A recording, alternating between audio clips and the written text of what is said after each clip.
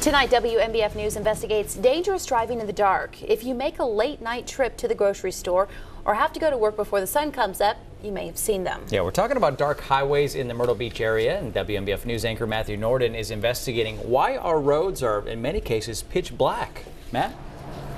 They are, in fact, Michael, and as you take a look here at Highway 17 bypass and the interchange with 501, you can see that drivers are right now using their headlights because the sun is going down, and as soon as it goes below the horizon, that's all they'll have because there are no lights along this stretch of road. As you're about to see, it is a huge safety issue.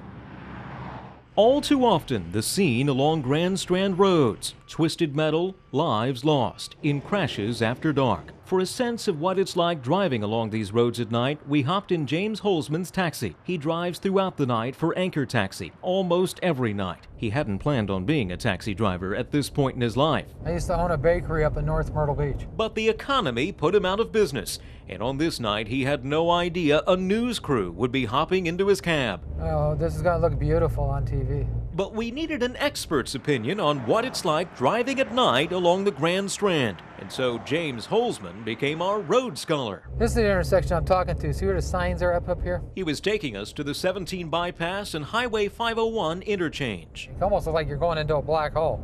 This is what it looks like when you're driving along Highway 501. And here's the same interchange from above, driving along the 17 bypass. Oh, this is a main thoroughfare.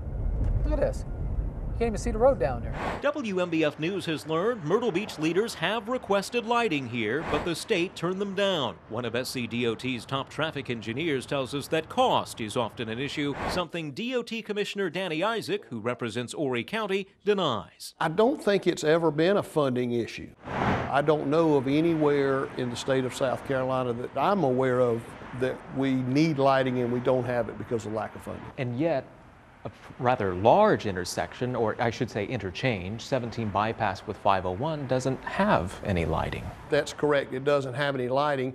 And we look at not necessarily traffic count, but we look at our accident reports and accident rates. We did too.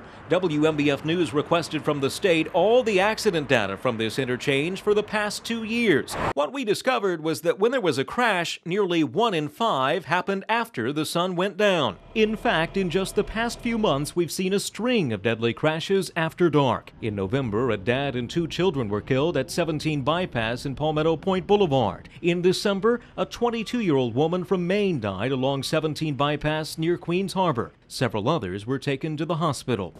Headlights have improved over the years, but sometimes they're just not enough. Well, the headlights are better, but still you need to see all of the surroundings around you when you're entering an intersection or going around a ramp and things of that sort. Tom Crosby with AAA points out there are lots of studies showing that good lighting along a highway can reduce nighttime crashes. The key in Myrtle Beach, of course, is the fact that you're always having a lot of tourists there, and they're mingling with the locals who know the road and the tourists don't.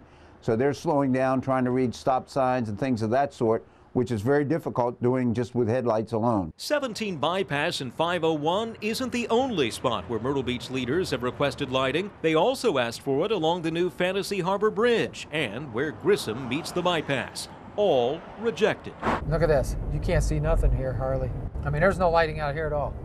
None. But it doesn't sound like James or any other Grand Strand drivers will be getting any lighting here from the DOT anytime soon. Now, Commissioner Isaac tells me that usually when the state has not put up lighting along an area like this, they leave it up to the cities and counties. And in fact, Tony Shepard, one of the top traffic engineers with the SCDOT, tells me that actually happened in Florence County. Along Interstate 95, local leaders wanted more lighting along certain ramps. The state didn't pay for it, so they decided to pay for it with local money. Live in Myrtle Beach, Matthew Norden, WMBF News.